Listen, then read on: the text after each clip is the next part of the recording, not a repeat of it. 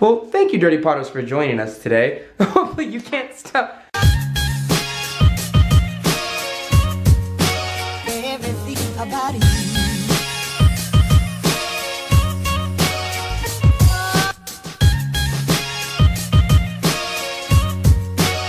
Everything about you.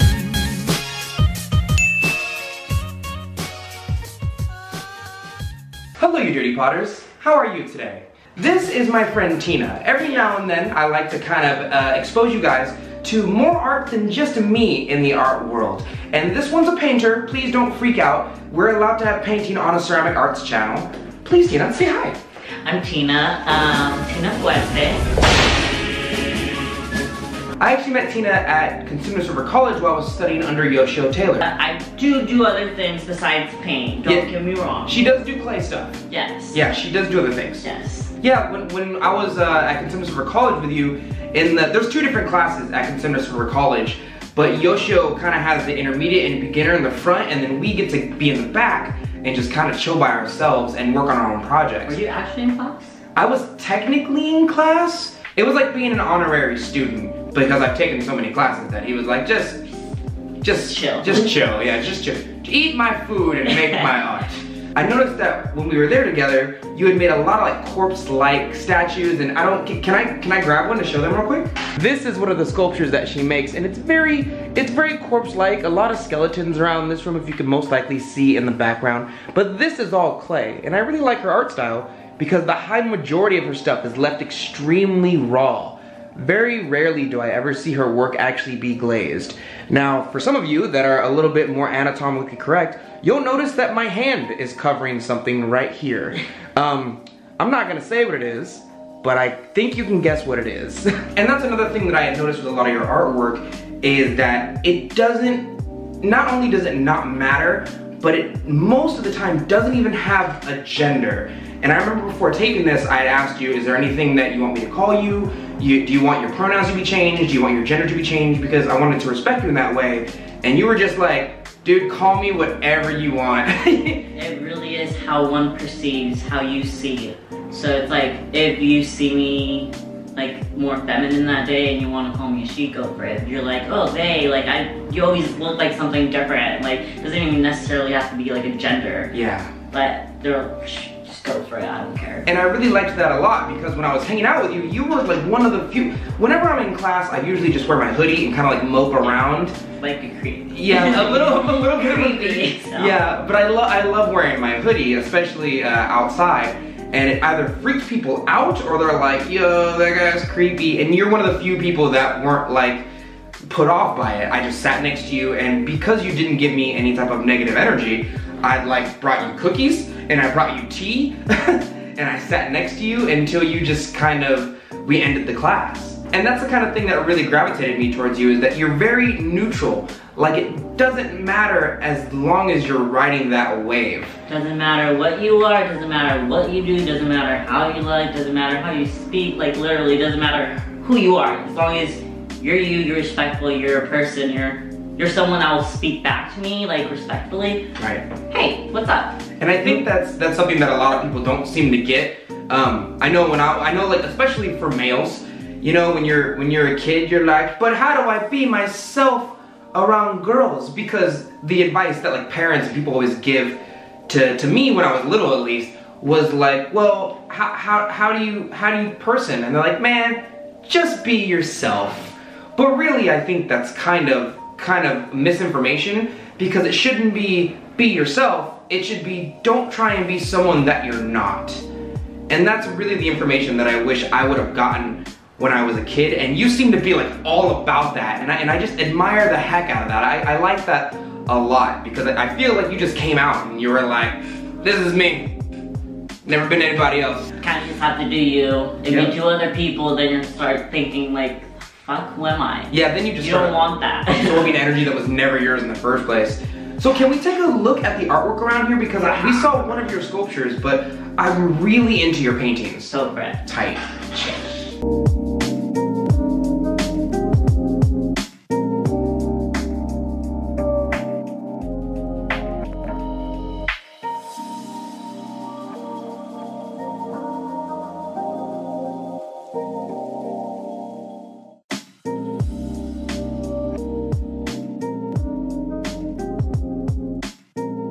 So I noticed the high majority of your paintings are skulls, but what's up with this one? Tell me the story behind this one right here. So I have a family member that just recently gave birth, but it's more like they've always like loved and showed the respect that like one human should to another. So I'm giving them like this awesome piece. It's I don't want to make it too deadly, kind of like you're giving life and I'm going to give you something deadly. No, I don't want to give that. So it's an ultrasound and the actual baby, once it, you know, came life, like outside tummy. Tight. And I really like these textures, and this is something that I notice a lot in your artwork, is these kind of painted textures right here. And I don't know if you guys can really tell, but if I put the camera this way enough, I'm sure you can tell that this is actual texture. This isn't blended into the piece itself. This, you can actually feel it if you touch the painting. So what I was trying to do with that too was the ultrasound is smooth, completely smooth. I went ahead and gave it a ton of texture with the palette knife.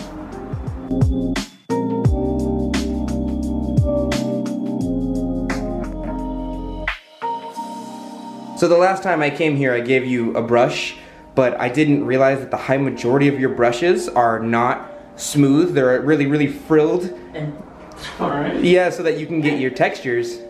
So I kind of assume this one's gonna be frilled after a while too. Yeah. It's gonna take, I mean, guess about a week. Yeah. For it to get that. And I see you're still messing with clay. You got a little pile of brown clay here, and you also have a pile of white clay. What's this you're making right here? That's like my punching bag at the moment. Oh. But whenever I need a reference, I go ahead and like, instead of having a 2D like from a search engine or like just taking pictures. So this entire room is just full of skulls, and I think, is this the one that you're working on right now? Yep, the one right behind us. It looks like you're making the teeth right now. Yes, adding some highlights as well. Ooh. We're gonna see her work on that in a bit. Okay, so I have some questions for you if you don't mind. They were somewhere on my phone, but I'm irresponsible and don't organize things correctly, so I'm just gonna make them up now. How did you get into painting, and who are you trained by? Alright, so... Because I know you and I took classes with the Yosho together, and I know you took classes under Kimbler. Yeah. Right? But as far as that goes, like, did he sit you down and he was like, let me teach you how to make skulls? Well, one of the lessons, like, was skulls, the bones and whatnot. Learn how to shade, render, highlight, you know, mid-tones, whatnot. And I think it's a beginner's class. I mean, I've taken a bunch of classes at San Jose State, at Sac City, at CRC, but I would say I learned from a bunch of different people because I've met like a ton of gypsies, hippies and whatnot, and like I learned literally from like small things I take in corporate. So yeah. How did I get into painting? Yeah, did you wake up one day and you were just like, I'm paint?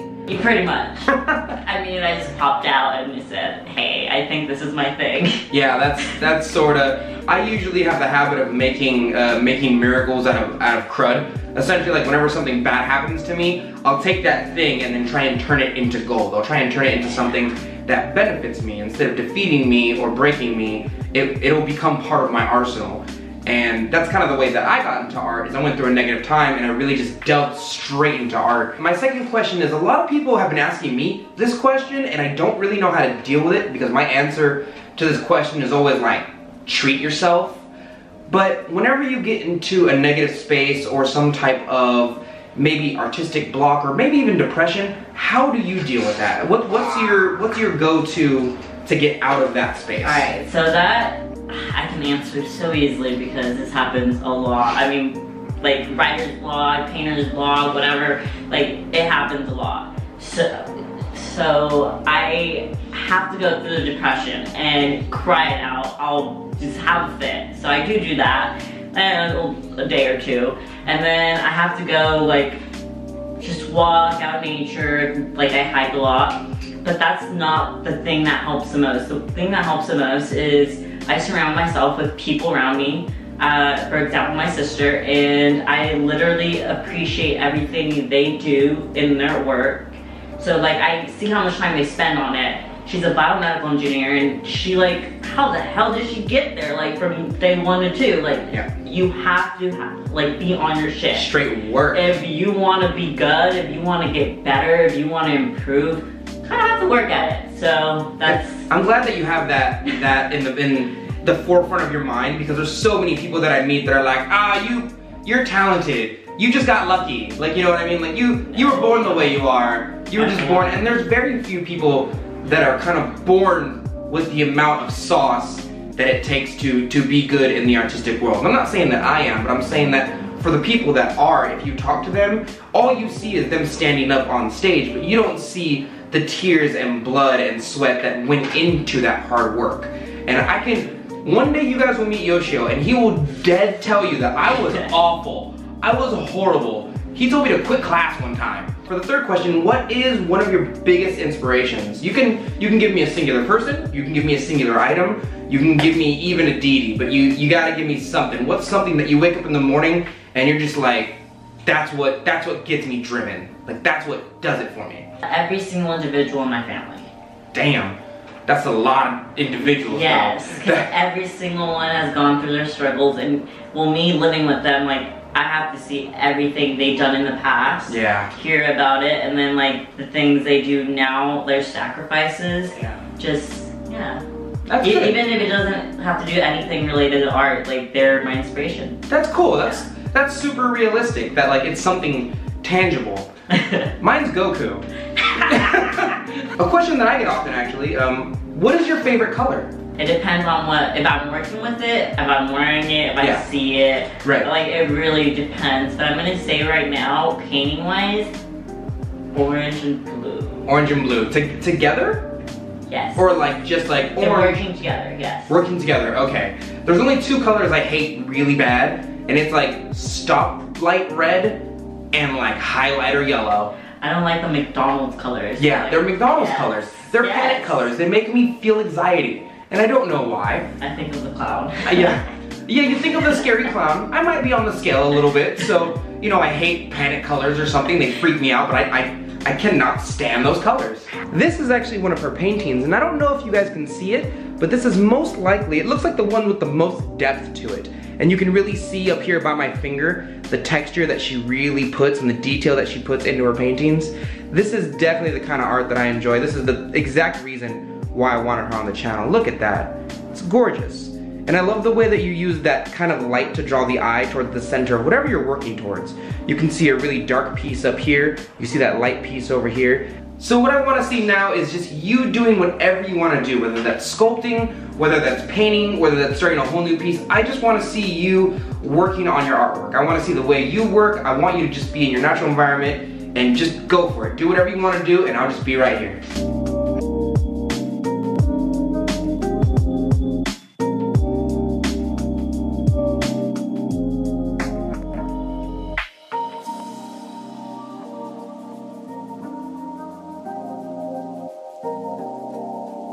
Well, thank you very much for letting us videotape you and interview you. I really appreciate it. You are technically the first painter ever to be on the YouTube channel.